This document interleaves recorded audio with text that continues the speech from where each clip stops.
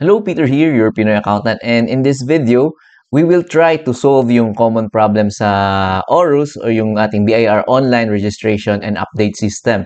So, usually ginagamit ng ORUS sa pag-register nga ng inyong mga books of accounts. But the sad thing is, ito yung common problem is, pag i-click nyo itong secondary registration, and then punta tayo sa books of accounts, usually kasi ito yung nakikita. Hindi tayo makapag-register ng panibagong books. Ayan, kita nyo, for more information, click here lang. So, wala yung ating, in our previous video, pinakita ko sa inyo kung paano mag-register ng books of account. So, if hindi nyo pa napanood yon, you can check on our description box down below so that ililink ko lang yung ating video about registering your books of accounts using the ORUS. So, commonly, ito yung problem, di ba? So, paano ba natin ito isa-solve?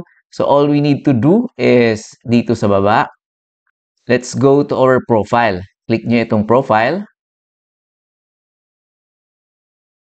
Ayan. So, once nandito na tayo sa ating profile, we need to click yung synchronize. So, ito. Kita nyo itong button na to? We need to click here. Click nyo yung synchronize.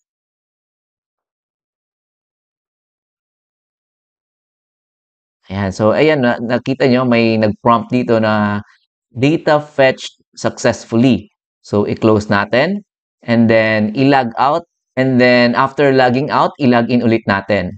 So, hopefully, ito na yung ating solution sa ating problems na hindi natin ma-access yung ORUS to register our books. So, i-log out natin. And then, log in ulit natin.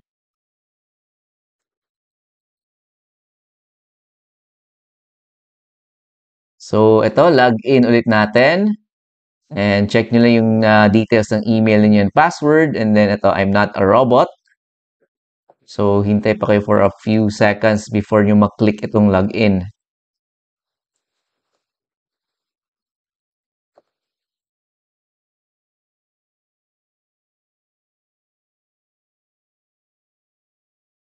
So, yung ginagawa ko minsan, pinipress ko yung tab hanggang yan. Kita nyo. Ayan, pwede na tayo makapag-login. Click natin yung login. Ayan, loading na. And then, click natin itong secondary registration. And then, itong books of accounts. Ayan, so kita ninyo, nandito yung register books of accounts na button. So, i-click ninyo yan. And then, you can proceed na doon sa ating video kung paano nyo i-register yung inyong books. So, ayan. So, ma-access na talaga natin. So, click yung validate. And once validated na, makikita nyo yung business details ninyo. Nandito. Yung TIN, yung RDO code, and the business address. And to add yung books niyo, i-click nyo itong button na add. And then, click nyo itong add row. Ayan, so mag-register na tayo. Click nyo itong manual. Ayan, so i-select nyo ano ba yung books of accounts na kailangan nyo i-register. So naka-list lang dito, cash disbursements journal. Yan yung mga common na nire-register o ginagamit natin. Cash receipts journal. Ayan, and the general journal and the general ledger. So, yan yung 4 books ng non-VAT.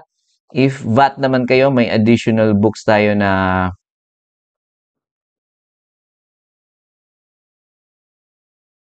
ito yung additional books. Pag VAT naman kayo, subsidiary purchases journal and the subsidiary sales journal.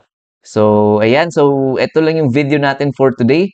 Pinakita ko lang sa inyo kung paano nyo ba ma-resolve yung common problem ng ating ORUS na hindi tayo makapag-register ng ating mga books of accounts kagaya ng cash disbursements, cash receipts, general ledger, and general journal. So again, yun lang yung gagawin natin. Click nyo lang yung profile niyo and then may synchronize doon na button. I-click yung synchronize and after that, magpa-prompt na successfully na synchronize na and then i-log out nyo and then i-log in nyo ulit and hopefully yan yung na-fix na yung ating problems na hindi tayo makapag-register ng ating books sa ORUS.